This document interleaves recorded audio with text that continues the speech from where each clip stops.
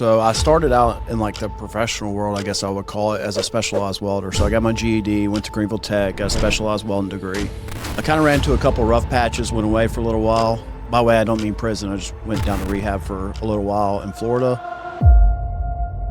Starting out, not having really any true leadership experience. So you start out with the typical, like, I can't get my staff to show up on time, or they're showing up and the customer's calling saying, hey, they smelled like weed, or whatever the case may be. We had a guy get drunk on a job. We've had a truck flip. I think most businesses fail because people get in those tough moments and they just quit, right? And all the successful people, they've been through those tough moments. So just, if you're in bad luck right now, or you're just down, or something's just off, just keep pushing, right?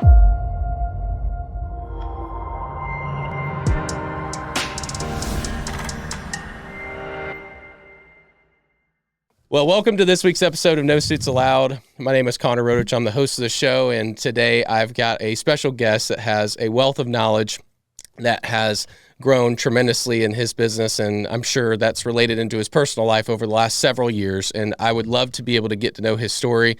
We know each other on a somewhat informal basis. We don't know each other super well, but we know each other enough because we're in the same city working alongside each other, and have a lot of respect for this individual, and I'm really excited to be able to kind of get into his story and get into what is the conversation of No Suits Allowed, which is the raw and unfiltered voices of entrepreneurs and business leaders.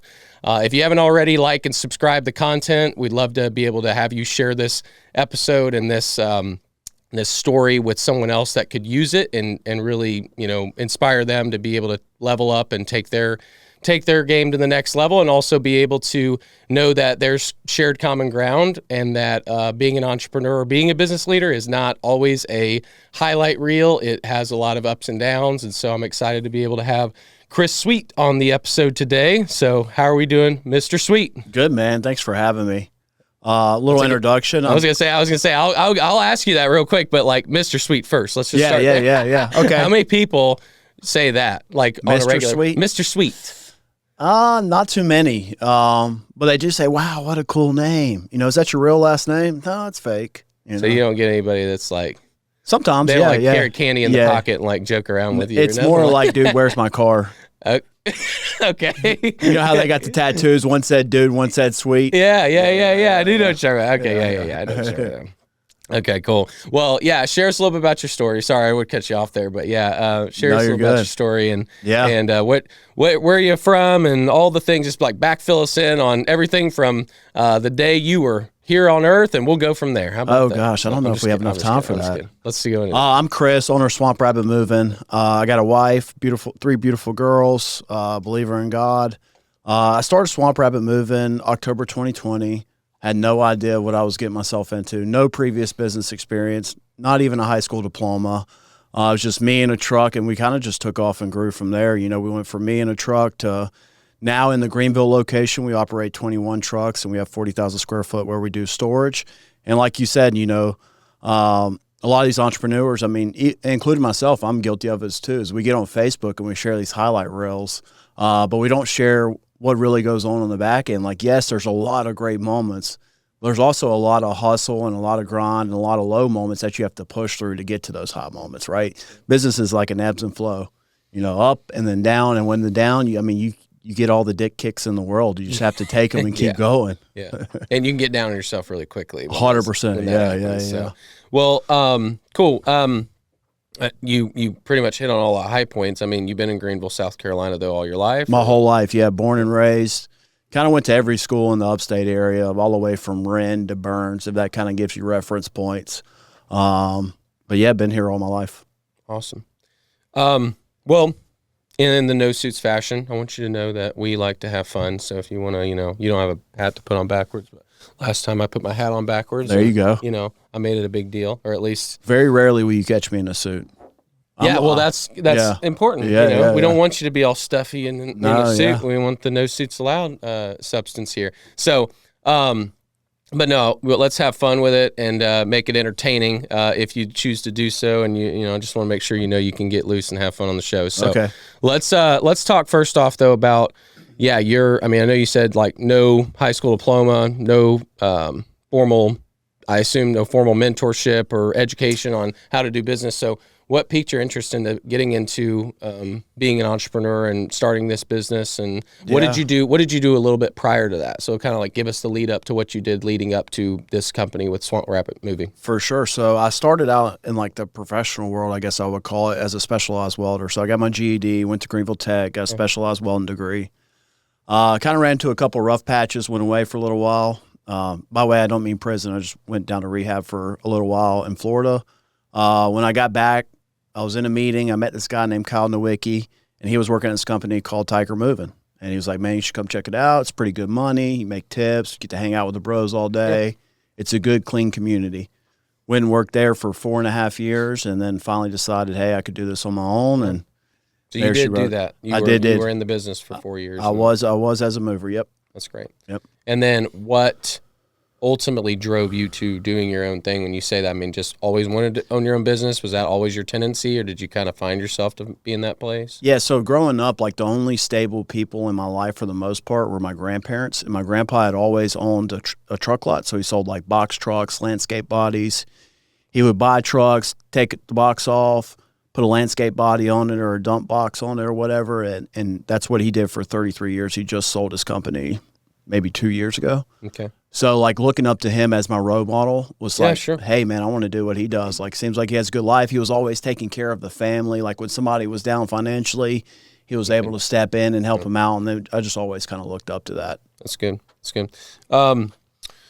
Well, as far as your, I guess, the progression of the business and how it's gone. So, over the last, you said 2020, I've seen it, and I have, not, as I mentioned at the start, like, we know each other, like in terms of being in proximity and like living in Greenville, but like, and we've ran into each other. I was just thinking about that just now. I was like, I remember at that 4th of July deal over at Hartness. And it was like so random, but we have an acquaintance level relationship, right? I mean, we definitely don't know each other super well, but from the outside looking in, I could see your growth and how it's really, it's seemed to have, really snowballed and really getting to where it's 100%. To a point where you're, opening in different places and you have all these different things going on. So kind of just give us the roadmap, I guess, of what it has looked like since the 2020 start. And obviously we'll get into some of the things of more of the hustle and the grind and the things to get it to there. But just kind of give us an overall landscape first of like, the company's growth pattern or how it's gone over the last few years. And you want me talking like revenue form? Yeah, you can even talk on revenue form, just like how, I was going to say, even just if you want, you can talk revenue and top line for sure. That would be helpful, but just kind of like growing the team and what it looked like and kind of what the business looked like. Yeah. So starting out the first year, we came out hot. It was during that COVID time. Interest rates were low. Everybody was moving. That's right. I didn't think about that. So there was more supply. There was more demand than there was supply, right? So like that first year in business, we did 1.7 million. And like I said, with no prior business knowledge, and it was kind of just me that whole first year. It was like changing the tires on a car going 100 miles an hour. Yeah. It was like, what the hell is going on? Finally, towards the end of the first year, I made my first like actual back end office hire. As an operations manager. I'm not an operations guy. I'm more of a visionary, and I kind of realized that early on. Like I was good at sales. I was good at like painting a picture of growth and kind of taking risk. Like that was me. Made that first operational hire, and it was a real big game changer. After that, I started just kind of getting really good at delegating. Maybe not to the right people at the right time, but it was a process in the step that I needed to take to know that delegation was key. Second year in business, we did 3.2 million. Third year in business, we did 4.1. Fourth year, we did 5.2. And then last year we did 6.5. And this year we're really treading towards breaking that 8-figure mark. That's awesome, dude. Yeah. Yeah, that's right. That's awesome. What do you think are some of the defining moments in that journey in terms of just like the right people to be hired, or was it more of there being just like, hey, we just kind of snowballed it organically? Was there anything that really sticks out to you during that process of some of the key moments? Up until like towards the end of last year, most of our growth came from just word of mouth. Like I would network my tail off. I feel like everybody in Greenville knows me, or mostly everybody in the business world of Greenville You have a knows nice name. me. You got the Swamp Rabbit Trail and the Swamp And Rabbit. the Chris Suite. Yeah, Chris Sweet. Mr. Sweet. Mr. Sweet. Yeah, you got all that. That's what I'm saying. You got all these things going for you. Brandon, man. Yeah, absolutely. I just spent a lot of time networking. Here recently, we got really good at digital marketing. So, like, we're crushing the Google ads and all that stuff, SEO, SERP, all that. And we've gotten really good at AI automation now. And like everybody talks about AI, I'm like, oh, I'm so good at AI, and they're just utilizing ChatGPT. It's like, that's very basic, you know. Congratulations. Yeah. Congratulations. We're implementing AI in a way like, how do we increase speed to lead time? So in our form fill, we're tagging in AI to that. So as soon as somebody fills out a form on our website, it actually calls our sales rep and says, hey, press 1 to connect to this lead. And they press 1. And then now that AI is calling out to that customer, and we're on the phone with that customer 30 seconds after they've submitted that lead. Awesome. Or, after hours. So like we only man our office hours 7 a.m. to 6 p.m. Yeah. So anytime in between that, we're using an AI voice agent that's automatically taking like the generic information we need to submit a lead into our CRM, and they're putting it in there, and that's helping us capitalize on more Google ads, because if we're showing our hours extended, when people are closed, excuse me, I'm having a struggle time over here. So it's all right. I'm at some point. Go ahead and get it out. Get it out. Sorry. Go ahead. It's sorry all right. if I'm making all these noises. That's what. Now you got me coughing. I just need to clear my throat. It's like I can feel the frog in my throat. You know what I mean? But anyway. Absolutely. So we're able to capitalize with extended hours with the AI voice agent. We're doing all kinds of cool stuff with AI.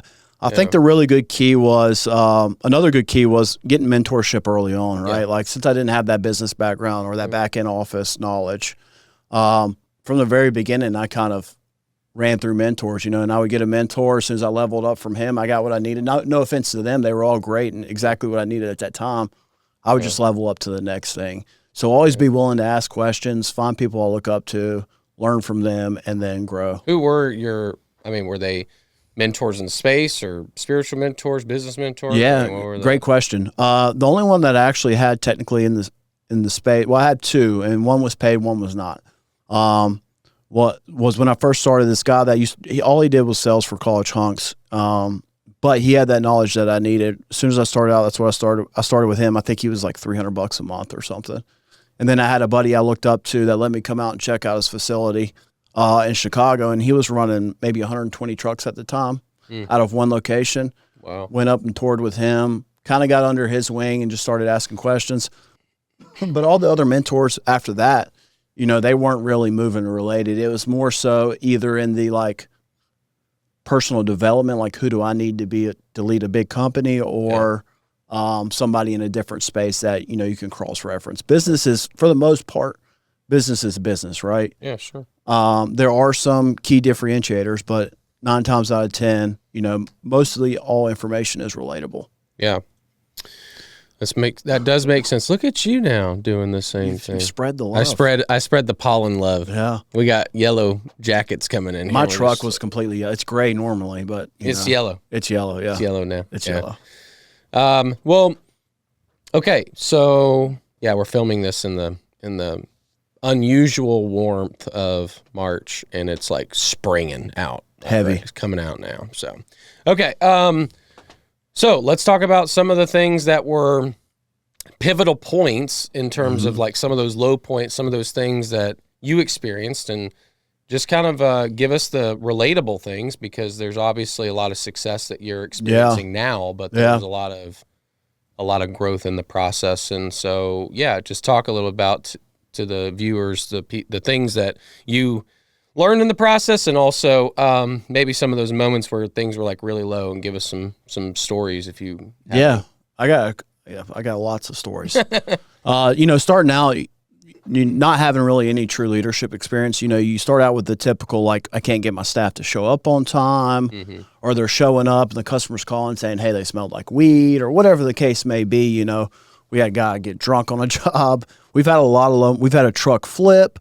And all that, it really. I remember seeing something about that. Yeah, there was an issue. Like you guys had we flipped a truck 2 minutes away from the unload destination in Hendersonville. Yeah. I mean, I think you posted about that, or I'm sure I did. Something of that nature. I think I saw something. Yeah, you posted on that. But. And we all know in like the business world, you know, you want to save your commercial insurance for like worst case scenario, right? Pro tip. Pro tip. You know, if you can pay it out of pocket, pay it. I'd pay it out of pocket, and we did. We paid out of pocket for that. You know, I think that whole ordeal probably cost me a little north of $100,000. Yeah. But it, you know, I really had to take a step back, and I was like, why are these guys not showing up? Why are they not?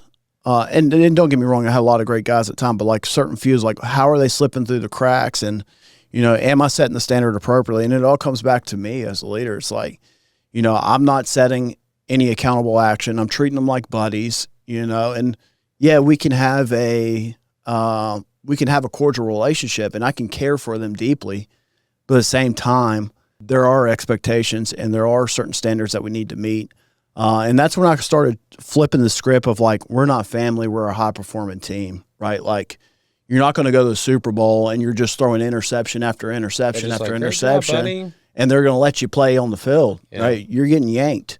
Yeah. So once and they all still have that team camaraderie, right? Like they're all still like, you can have that culture. They have the culture, but not it being a participation trophy. Like you're not going to fire your mom. We're not family. Yeah. Like, you know, we're not family. We're a high performing team. I care for you, but there's expectations that need to be met on the field, and some stuff like that. And then also as you grow, you know, you start coming into, I can't really talk about it a little bit too much, but you start coming into like legal issues, right? Sure. Like even if it's not warranted, like, you know, you still have to fight that and prove that.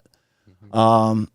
And I wish I could go a little bit more into that, but I really can't. But there's just always, you know, my job went from working 16 hours a day to how do I manage my stress? You know, it's kind of, I'm hands off. I'm only worrying on like the high level stuff or like, you know, the really big mistakes that we need to come in and clean up.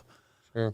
So it's just a transition. And then, you know, I felt I had a really big low when I was kind of maybe a year ago, able to kind of like step back and not work so much. It's like, now I don't feel like I deserve this. You know what I mean? It's like, what am I supposed to do with my hands? Like, I just had Walker Thompson on last week. Yeah. Or the week before, whenever it was. I don't remember. Yeah. Ken would remember. Was it the week before or the week? I don't even remember.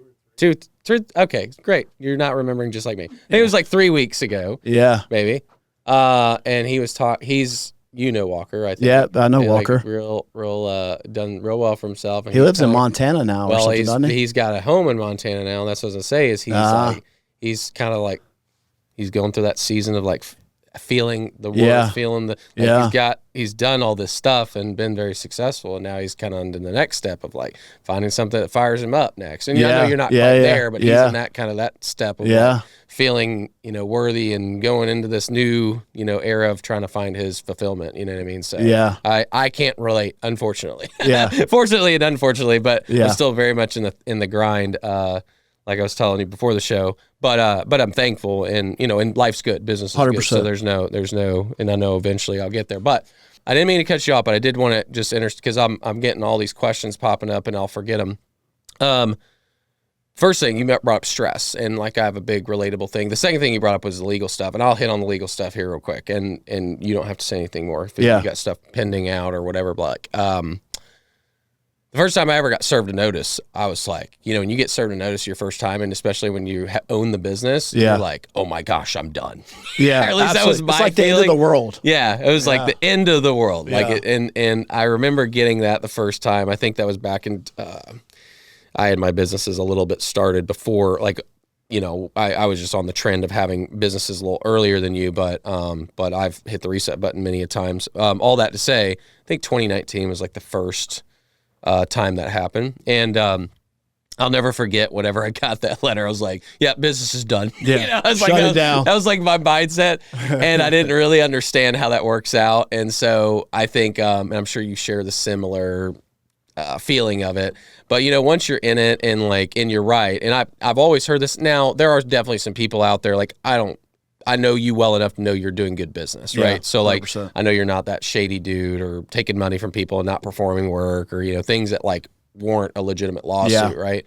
But I have heard that many times. There's actually a guy I'm planning on interviewing him at some point, but he's worth north of 300-400 million. And he would never know it. He's one of those guys, right? But he had a business and he sold it and all the stuff. And before even going through that process of selling and due diligence and all that, he's like, dude, I lost count of how many times I got served a notice. And he's like, and if you met him, you're like, there's no way this guy did bad business. It wasn't that type of thing.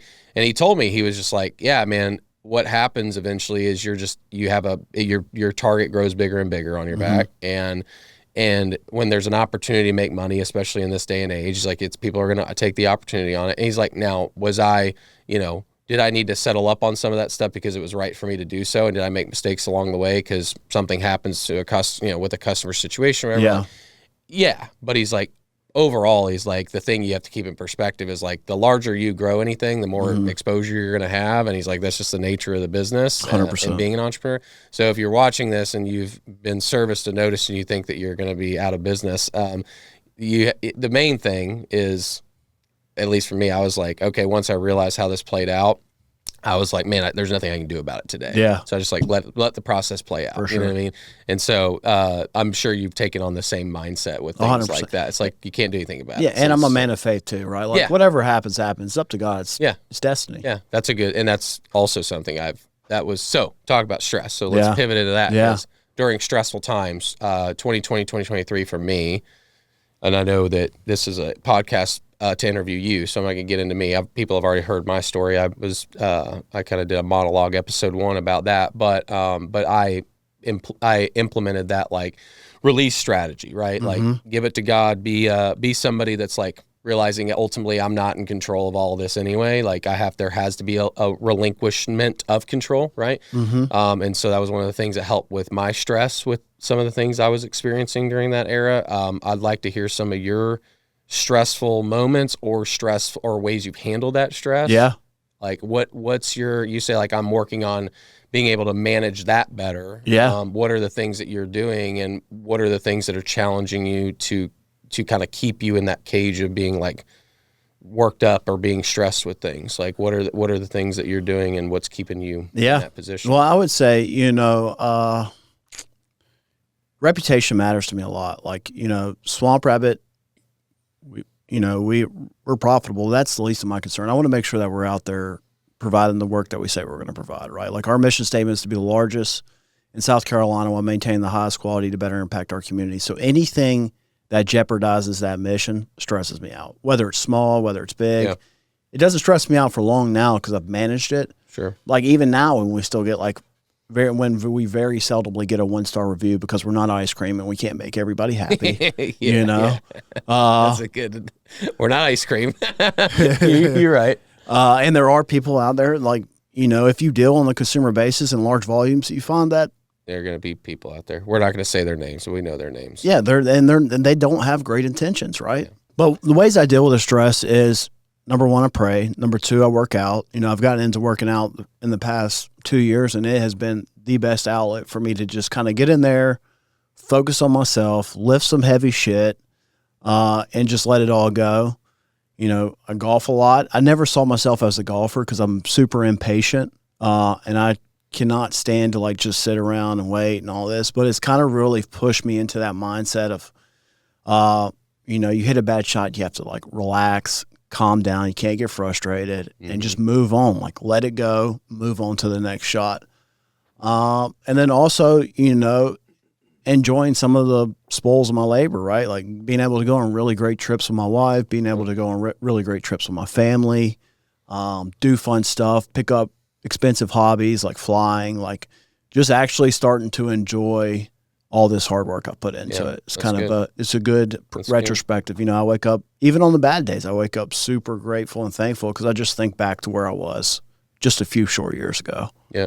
Yeah. We have a similar story there. It's like last night I'm in the grind working until 4:30 on the stuff I was telling you about. And I literally sent out a message to my team and I was like, we're in this this squeeze phase, those phases where it's just 100%. Like you're outpacing in some ways. I mean, I've been very intentional about not growing too fast on our end, just because I don't want all of my folks to absolutely hate me. 100%. Because I could also go sell bricks to a brick man, 100%. So I was sitting there last night and I'm like, life could be worse, because it has been worse. 100%. Like 4:30 in the morning, and then you wake up, 3 hours. We got to film this podcast. I got 3 to film. It's like I'm not. Like you have to always maintain gratefulness and thankfulness in the process, because you're right. It's like you can very easily, in the position that you're in, especially with the up and up and up and seeing things snowball the way you have. And there's tons of low moments, but like to get in a point of either complacency or negativity or any of those things, whenever it's like, I mean, dude, you got to continue to be thankful, because it can all be gone like that. 100%. And like you said, you're reminding of the place that you've been before. Absolutely. And we're not that different there. I mean, 22, 23 for me was a very, very, very difficult time. I'm sure yours was not necessarily in that era, but like I remember man, it's like just to keep payroll paid or just to do this. I mean, like those times are real stressful, and and then you're bouncing it all. So got to remember Absolutely. that.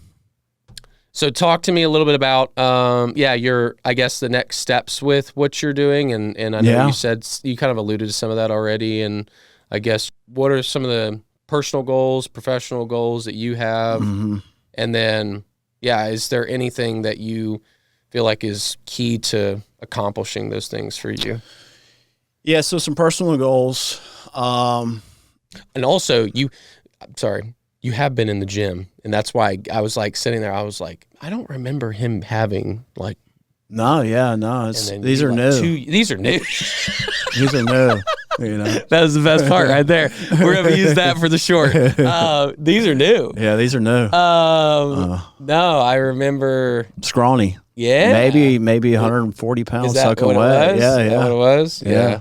Oh, I'm a little heavier than that. We're not going to get it. Well, I was a victim back then, I'm trying to get out of that victim life. Well, whatever you're doing, you look great. You look a hell of a lot better than me. That's for sure. So, I mean, did you just the question, I mean, did you just like, I just want to get in the gym and like take over that part of?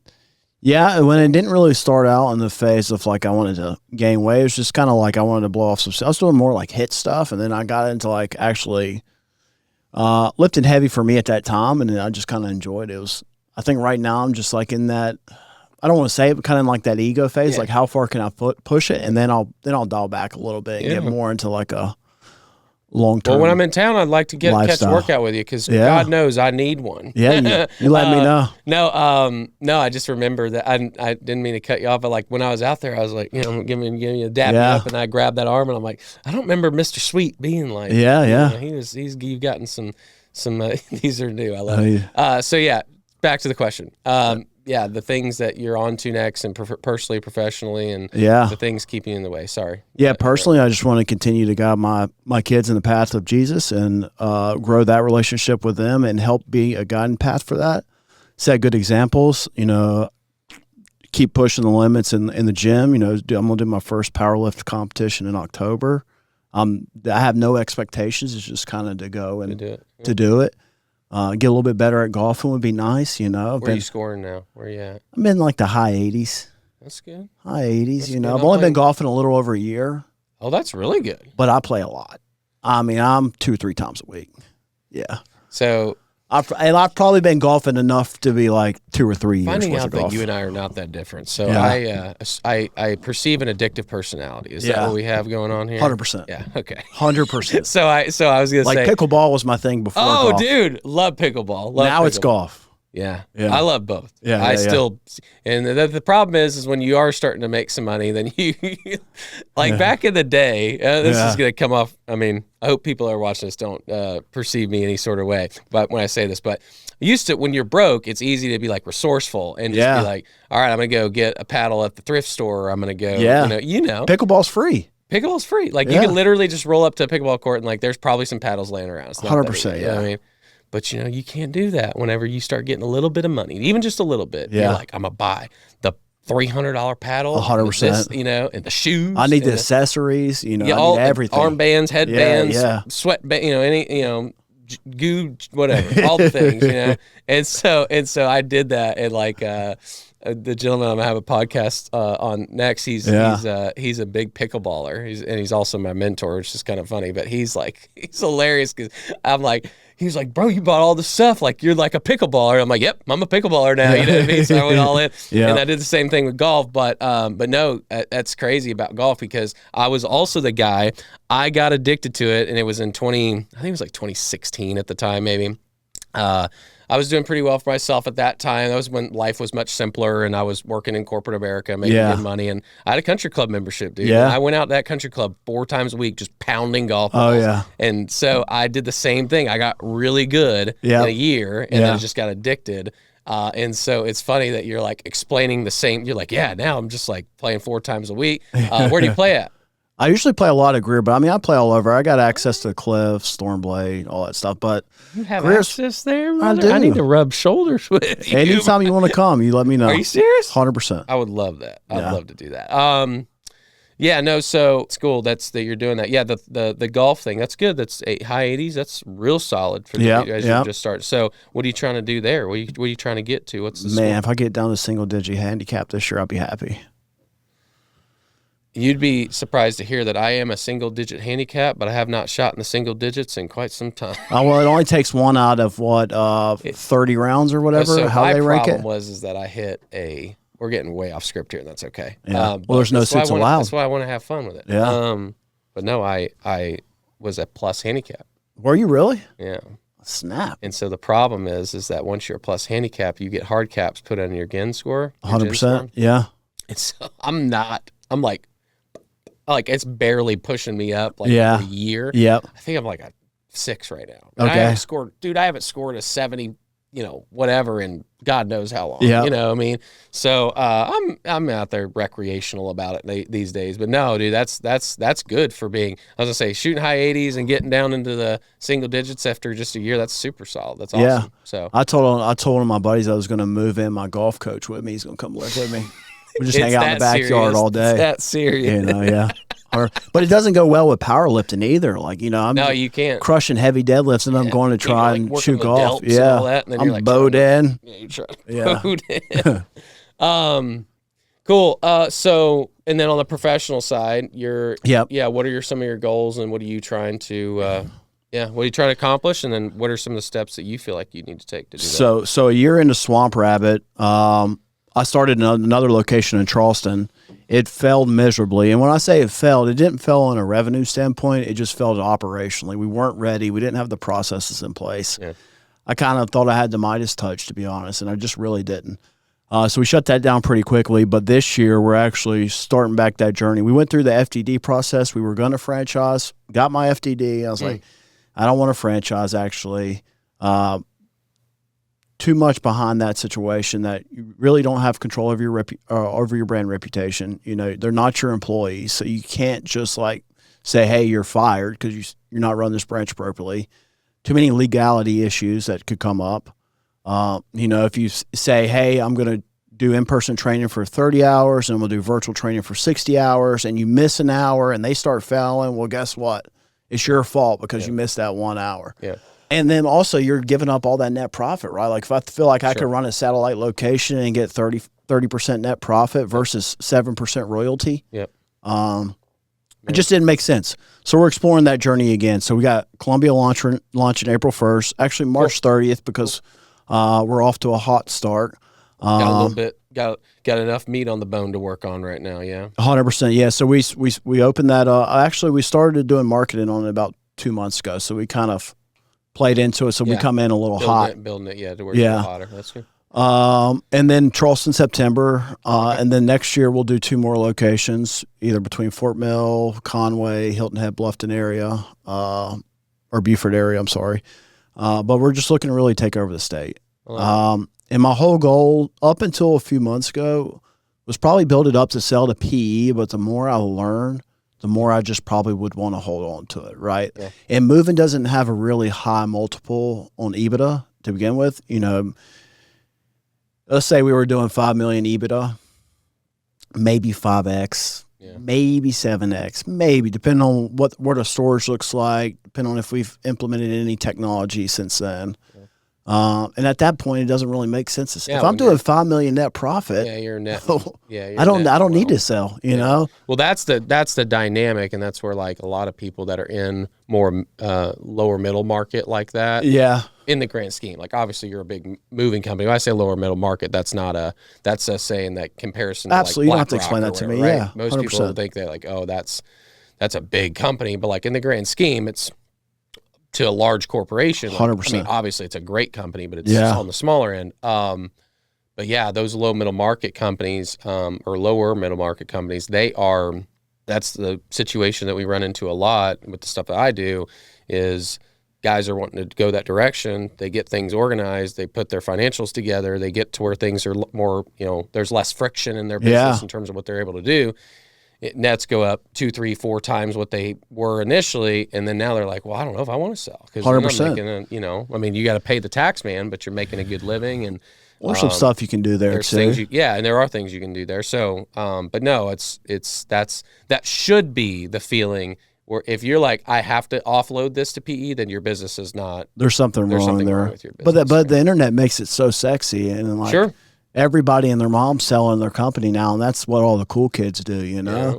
But like you said, if you get to that point where you're, $5 million net profit, that's a pretty good life right there.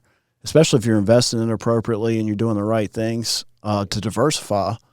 I mean, by that point, and then if you're hands off too, like why would you sell? It just doesn't make much sense. People having some profit share opportunities, and investing in those people to grow with you. Yeah. We got anything else that's sorry, it's been a chronic throat clearing episode here, but it's all right, I hope man. that everybody enjoyed that. Absolutely. Ken, did you enjoy that? Did you enjoy my throat clearing? Ken must have took Zyrtec last night because he has no allergies. He has been locked in. Yeah. And I'm bloodshot-eyed and barely holding on. Well, it's been good to catch up. Do you have anything, absolutely. Anything left to leave with the audience about, I guess maybe the final message of hope or encouragement or anything that you'd like to just leave with them? I think most businesses fail because people get in those tough moments and they just quit, right? And all the successful people, they've been through those tough moments. So just if you're in bad luck right now, or you're just down, or something's just off, just keep pushing, right? Keep looking for solutions. Don't give up, and just keep the good fight up. I love it. Thanks, sir. Appreciate it. You've been a great interviewee. That'll be a wrap. So I will close us out. Chop. With well, Chop, I gotta end it though. So okay.